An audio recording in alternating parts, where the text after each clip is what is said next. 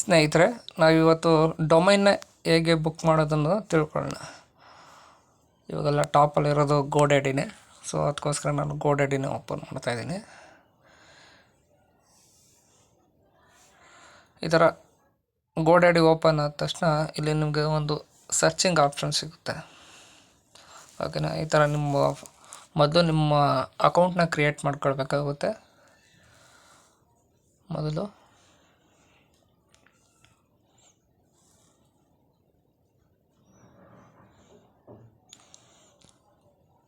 ನಿಮ್ಮ user name account create ಮಾಡಾದ್ಮೇಲೆ ನಿಮ್ಮ ಯೂಸರ್ ನೇಮ್ ಪಾಸ್ವರ್ಡ್ ಹಾಕಿ ಲಾಗಿನ್ ಮಾಡಬೇಕಾಗುತ್ತೆ.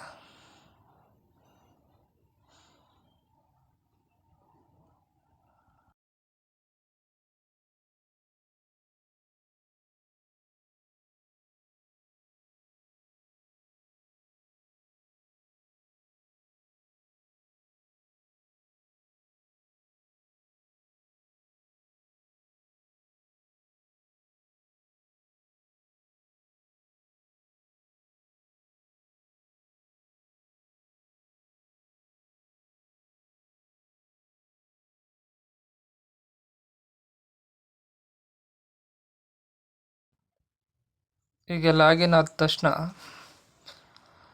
ನಿಮಗೆ ಥರ ಒಂದು ಯೂಸರ್ ಇಂಟರ್ಫೇಸ್ ಕಾಣುತ್ತೆ.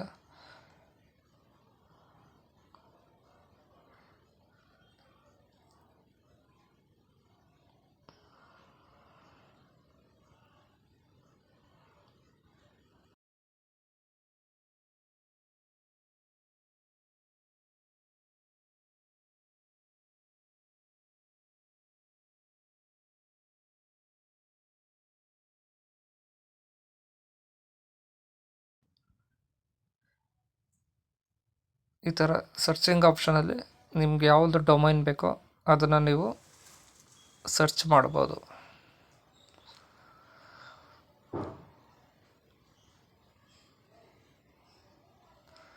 ಸರ್ಚ್ ಮಾಡಿದಾಗ ಅದೇನೋ ಅವೈಲಬಲ್ ಇದ್ದರೆ .com ಅಥವಾ .in ಏನಾದ್ರು ಅವೈಲಬಲ್ ಇತ್ತು ಅಂತಂದರೆ ಅಲ್ಲಿ ನಿಮಗೆ ಡೈರೆಕ್ಟಾಗಿ ತೋರಿಸುತ್ತೆ.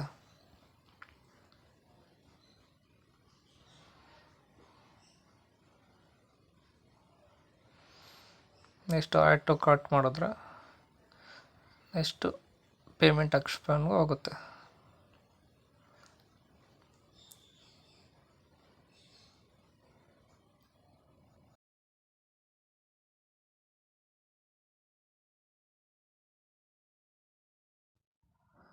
ನೆಕ್ಸ್ಟ್ ಈ ಥರ ನೀವು ನಿಮಗೆ ಎಷ್ಟು ಇಯರ್ಗೆ ಬೇಕೋ ಅಷ್ಟು ಇಯರ್ನ ನೀವೇ ಅಲ್ಲಿ ಸೆಲೆಕ್ಟ್ ಮಾಡ್ಕೊಳ್ಬೋದು. ಆಪ್ಷನ್ ಕೊಡ್ತು 1 ಇಯರ್ಗಾದರೆ 1 ಇಯರ್ಗೆ ಸಾಕಾ ಅಥವಾ 2 ಇಯರ್ಗೆ ಬೇಕಾ, ಅಥವಾ ನಿಮ್ಗೆ ಎಷ್ಟು ಇಯರ್ ಬೇಕೋ ಅಷ್ಟು ಇಯರ್ ಸೆಲೆಕ್ಟ್ ಮಾಡ್ಕೊಂಡ್ರೆ ಅಲ್ಲಿ ನಿಮಗೆ ಪೇಮೆಂಟು ಎಷ್ಟು ಪೇಮೆಂಟ್ ಮಾಡಬೇಕಾಗೋದನ್ನು ತೋರಿಸುತ್ತೆ.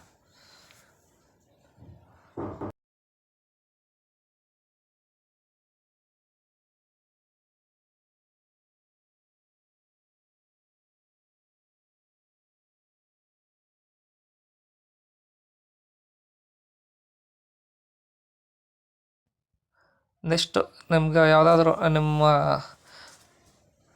ಪೇಮೆಂಟ್ ಮೋಡಲ್ಲಿ ನೀವು ಪೇಮೆಂಟ್ನ ಕಂಪ್ಲೀಟ್ ಮಾಡಿದ್ರೆ ಫೋನ್ಪೇ ಅಥವಾ ಯಾವುದಾದ್ರು ನಿಮ್ಗೆ ಯಾವುದು ಕನೆಕ್ಟಿವಿಟಿ ಈಸಿ ಇದೆ ಅದರಲ್ಲಿ ಆ ಆಪ್ಷನ್ ತಗೊಂಡು ನೀವು ಪೇಮೆಂಟ್ ಮಾಡ್ಬೋದು. ಪೇಮೆಂಟ್ ಮಾಡಿದ ತಕ್ಷಣ ನಿಮಗೊಂದು ರೆಸಿಪ್ಟ್ ಸಿಗುತ್ತೆ. ಆವಾಗ ಹೋಗಿ ನಿಮ್ಮ ಡ್ಯಾಶ್ಬೋರ್ಡಲ್ಲಿ ನಿಮ್ಮ ಮೈ ಪ್ರಾಡಕ್ಟ್ಸಲ್ಲಿ ಹೋಗಿ ನೀವು ಸರ್ಚ್ ಮಾಡ್ಬೋದು.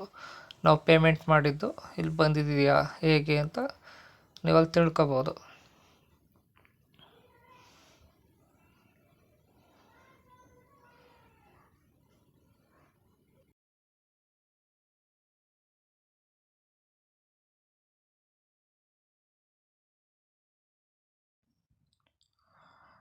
ಇದಿಷ್ಟು ಸ್ನೇಹಿತರೆ, ಡೊಮೈನ್ನ ನೀವೇ ಬುಕ್ ಮಾಡಿಕೊಳ್ಳೋದು ಹೇಗೆ ಅಂತ ನಾನು ನಿಮಗೆ ತೋರಿಸ್ಕೊಟ್ಟಿದ್ದು. Thank you.